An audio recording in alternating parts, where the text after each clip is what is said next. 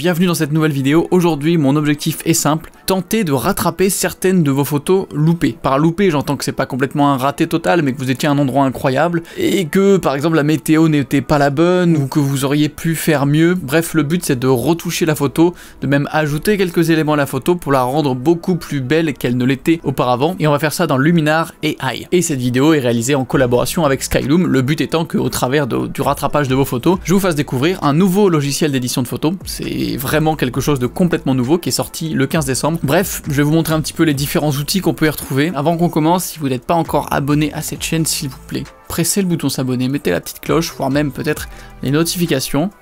Ça fait plaisir et c'est vraiment important pour moi, donc n'hésitez pas à le faire. Vous l'avez compris, dans Luminar AI, il y a IA, donc intelligence artificielle. Le fait étant que le logiciel va utiliser un maximum l'intelligence artificielle pour vous aider à retoucher plus vite et plus efficacement vos photos. On va pas refaire le débat de oui ou non manipuler ses photos c'est de la triche, oui ou non trop retoucher ses photos c'est de la triche. Franchement, vous faites comme vous voulez. Je vous présente différentes options dont il va pas falloir abuser parce que oui, ça peut vite faire fake si vous abusez sur les sliders. Et vous allez voir qu'en quelques clics, on peut obtenir des résultats très convaincants et je trouve ça vraiment intéressant par exemple pour des gens qui débutent et qui n'ont pas forcément les notions, voire les compétences, voire l'envie d'apprendre un logiciel de retouche classique. On se retrouve donc dans le catalogue, donc là j'ai importé quelques-unes de vos photos puisque vous m'avez envoyé des photos. D'ailleurs, pour vous remercier, les photos des gens que je vais vraiment retoucher en détail dans cette vidéo, je leur ferai gagner un tirage d'une de mes photos en 20 par 30 que je vous enverrai sûrement début janvier. Il est temps de prendre une première photo et de la retoucher ensemble de A à Z. Donc de Kylian. En soi, la compo est sympa, j'aime bien les arches et tout. Bon, le ciel était pas fou, c'est pris en pleine journée, c'est pas le meilleur moment du tout, la lumière est pas folle quoi.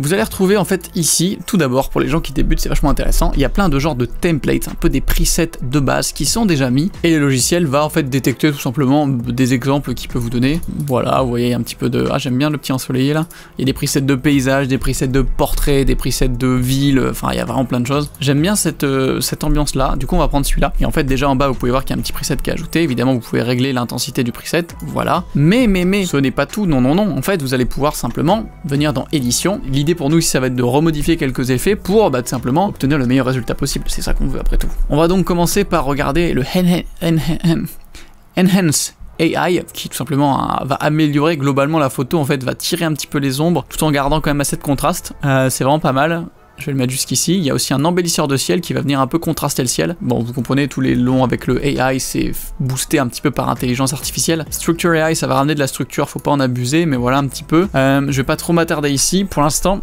on va d'abord modifier un peu la photo de base avant de la pimper un peu plus. Là, il y a 4 petits outils de palette. Il y a le créatif, portrait et pro. Allons donc dans créatif. Oh, mais dis donc, quelques voix, je dirais, il y a 3 petits onglets AI qui sont sympas. On va donc modifier le ciel. Alors je vous avais déjà parlé de Luminar 4, ici c'est pas du tout la même chose, mais en soi l'outil de ciel reste dans la même gamme, voire même à peu près la même chose, mais ils l'ont quand même un petit peu amélioré. Mais par exemple il y a des Blue Sky 1, je prends le Blue Sky et hop ça me change. Et vous voyez que j'ai vraiment rien fait, j'ai fait un clic, et ben c'est nickel en fait. Tout est bien détouré à travers les colonnes et tout est fait. Je teste un peu.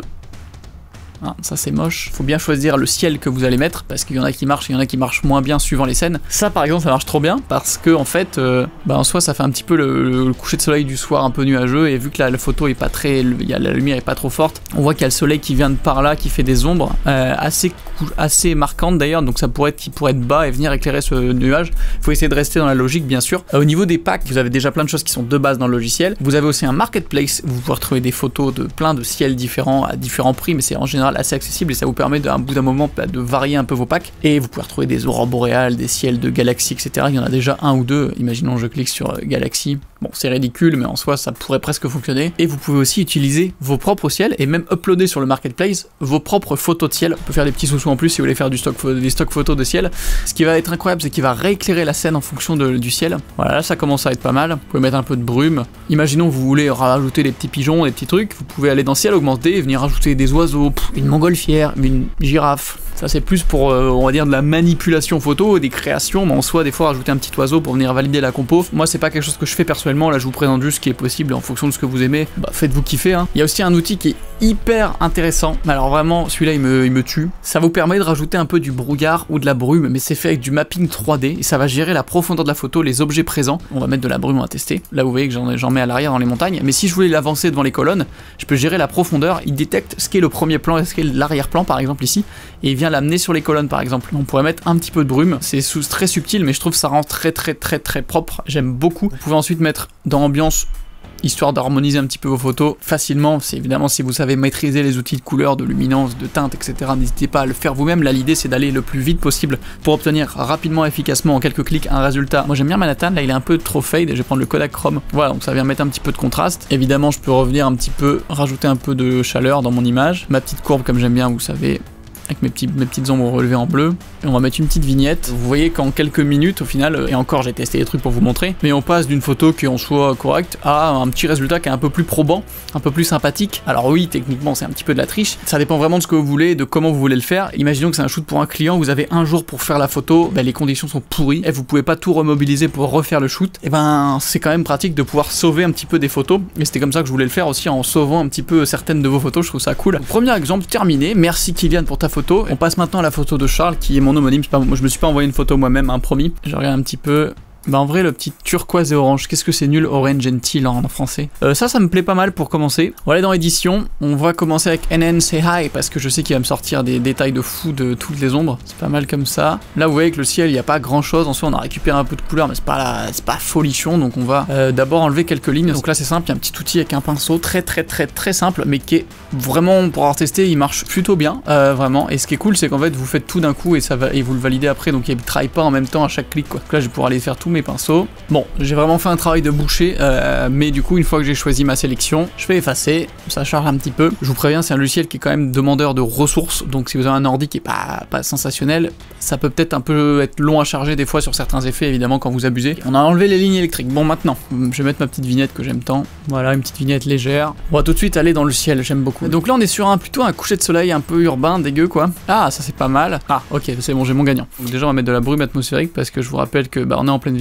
Donc on va le ternir un petit peu. Je pense que là, c'est pas mal du tout. Vous pouvez donc gérer la position.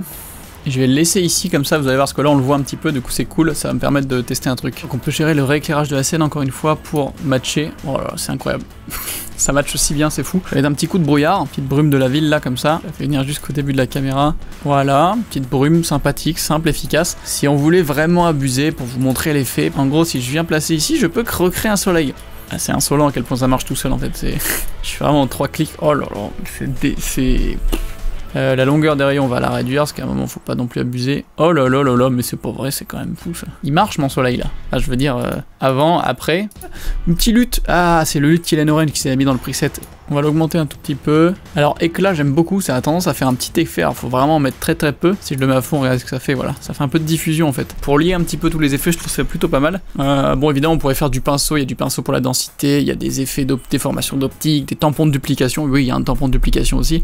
Je vais aller dans couleur, et puis on va voir un petit peu si je change par exemple la teinte. Bah voilà, j'aime bien ça, un petit peu plus comme ça. Ah, franchement, alors je sais pas si c'est parce que j'ai la tête dedans ou pas, mais ça me paraît très convaincant. On part de vraiment le chaos total où il n'y a pas beaucoup d'infos et c'est très cramé, très contrasté, à un résultat qui est quand même, je trouve, très convaincant. Pour vous montrer rapidement, au niveau des portraits, il y a énormément de choses. Beaucoup d'entre vous m'ont envoyé des photos de paysages, c'était très cool. Merci vraiment de participer à ça quand je vous demande des trucs, de me les envoyer, etc. C'est cool, et bah la preuve, j'en ai choisi quelques-uns aujourd'hui. Personne m'a envoyé de photos loupées ou pas trop bien réussies avec des gens dedans. Du coup, je me permets de m'intégrer moi-même. J'ai pas l'air très content sur la photo, mais l'idée c'est tout simplement de vous montrer aussi les outils disponibles dans l'onglet portrait. Ce que je vais vous montrer, c'est plein de réglages que je vais faire dans Lightroom, par exemple avec du pinceau, et je vais passer 2 minutes, 1 minute par photo à faire ça. Et là en fait ça peut être réglé en un clic, ou 2 ou 3, mais pas plus. C'est juste des sliders et ça le fait automatiquement, et ça c'est la puissance un petit peu de l'intelligence artificielle, je trouve, qui est à son summum. On est sur la photo de base, comme d'hab, vous savez qu'il y a des petits presets. On va prendre ça pour commencer.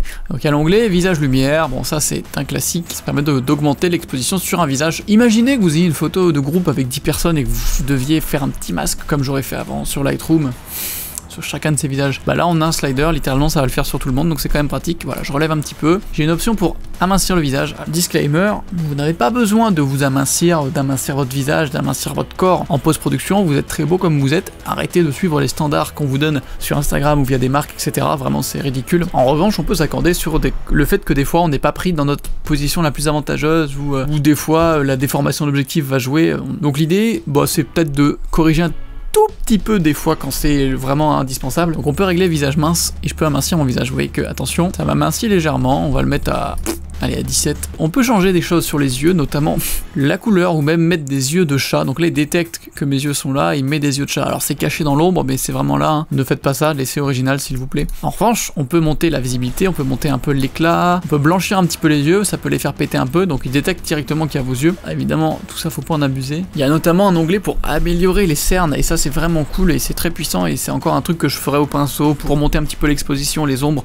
des cernes. Bah là, vous avez un outil pour la peau. Bon, ça c'est tout simplement soit d'effacer un petit peu toutes les imperfections, des boutons, etc. en automatique. Je vous conseille quand même de le faire manuellement avec l'outil effacer qu'il y a ici. Vous pouvez effacer la brillance, donc par exemple l'éclat qui est sur le côté gauche de mon visage, logiquement, voilà, va s'atténuer.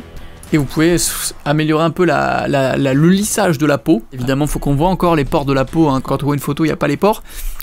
C'est pas normal, donc gardez bien en tête que c'est des sliders à mettre très légèrement. Pour finir, on a l'onglet corps. Bon là c'est assez simple, hein, mais en gros on peut s'amincir. Ah, ça m'a slim, et encore je suis de côté, il arrive à comprendre que je suis de côté, il me réduit dans un soulevé en angle, et j'ai mis le corps à fond. Je sais plus qui je suis en fait, je suis où moi, c'est quoi ma version normale, c'est quoi mon... Waouh, oula, il se passe trop de trucs. Ouais, voilà un petit avant-après, si j'étais en train de le faire rapidement, j'aurais fait en quelques clics. C'est un logiciel qui va vite, qui est destiné à faire des résultats rapides, efficaces. Si ça vous intéresse mais que vous hésitez, il y a une offre de garantie de remboursement à de 30 jours à compter de la date de sortie. Jusqu'au 15 janvier, vous pouvez vous faire rembourser si le logiciel ne vous plaît pas pour une quelconque raison ou ne vous sert pas autant que vous l'auriez espéré. Attention à ne pas dépasser cette date. Il me semble pas que j'ai d'offre spéciale, mais si j'en ai une, elle s'affiche ici, où il y a un petit code, où il y a le lien en description, n'hésitez pas à le cliquer, ça aide toujours la chaîne, vraiment c'est important. Je trouve que c'est un logiciel qui est intéressant et qui peut intéresser certains d'entre vous, notamment les plus débutants ou des gens qui cherchent un petit peu à pimper, à changer de méthode. Et n'hésitez pas bien sûr à liker, commenter cette vidéo, vous abonner et la partager, c'est très important. Bref, on se retrouve dimanche prochain 13h pour une nouvelle vidéo, et du coup, à l'année prochaine. Désolé, j'ai pas pu me retenir de dire ça. Ciao.